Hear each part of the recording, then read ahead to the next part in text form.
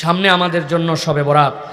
আমি জানতে চাই শবে বরাতে কি কি আমল করতে হয়, রোজা কয়টি, নামাজ কয় রাকাত এবং নামাজগুলি কোন কোন সূরা দিয়ে পড়ব, একটু দয়া করে জানাবেন। প্রিয় ভাইয়েরা, শাবান মাসের সবচেয়ে মর্যাদাকর একটা রাত্রি নবী করিম সাল্লাল্লাহু আলাইহি সাল্লাম বলেছেন, সেইটা হচ্ছে নিসফুম মিনাশ শাবান। আমরা যেটা শবে বরাত বলি ওইটাই হাদিসের পরিভাষায় নিসফুম মিনাশ শাবান, শাবানের মধ্যরাত। আল্লাহ নবী বলছেন এই রাতের একটা মর্যাদা আছে। কি? আল্লাহ রাব্বুল আমিন আসমান থেকে বান্দার কাছে নেমে আসেন, এরপর আল্লাহ রাব্বুল আমিন পৃথিবীর সব বান্দাকে আল্লাহ মাফ করে দেন। সুবহানাল্লাহ বলেন। নিসফুম মিনাশ শাবানে আমল কি? নবীজি বলছেন দুইটা আমল।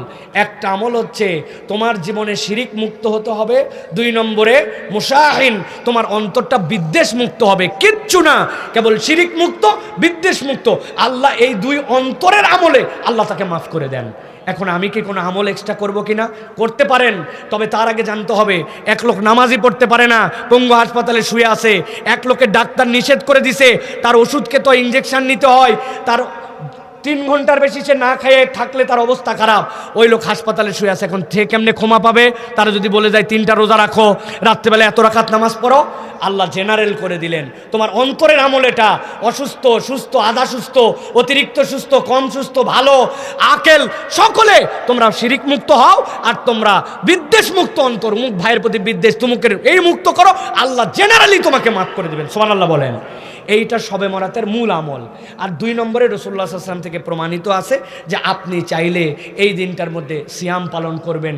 এই সিয়ামটা আপনার জন্য বরকতের সিয়াম, অতএব আপনি সিয়াম পালন করবেন। রাত্রেবেলা আপনার মন চাইছে আপনার ঘরের মধ্যে অতিরিক্ত সালাত আদায় করবেন, সেটা 2 রাকাত, 4 রাকাত, 6 রাকাত, 8 রাকাত, কিন্তু এইটার জন্য একবার সূরা ফাতিহা, এরপরে একবার ইন্না আতাইনাকাল কাউসার, 10 বারের পরে সূরা ইখলাস।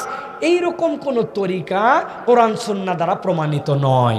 অতএব এইটা আপনারা করবেন যে আপনারা সালাত আদায় করলেন, রোজা রাখলেন, আর অন্তরের এই 2টা রোগ আমার আছে কিনা এইটা মুক্ত করতে হবে। এটাই হচ্ছে আপনি যেটা শবে বরাত বলতেছেন, হাদিস যেটাকে নিসফুম মিনাশ শাবান বলতেছে, এইটার আমল। আপনি সারা রাত নামাজ পড়লেন, আগে একটা রোজা রাখলেন, পরে একটা, ওই দিন একটা, কিন্তু আপনার অন্তরটা পয়সা গেছে হিংসা বিদ্বেষে ভরা, কারো উন্নতি দেখতে পারেন না, কারোর প্রতি আপনার ভাল লাগে না, সকলের প্রতি আপনার হিংসায় ভরা মন, কাউরে মাফ করতে পারেন না, উমুক উমুক করছিল ধরে রাখছেন মনের মধ্যে, এদিকে নামাজে ফাটায় ফেলতেছেন, রোজায় ফাটায় ফেলতেছেন, আপনার এগুলো একটাও কাজ করবে না, আপনার পাত্র ঠিক নাই, ওর মধ্যে কোনো আমল বাঁধবে না, ঠিক কিনা? অতএব এই 2টা আমাদেরকে করার জন্য চেষ্টা করতে হবে।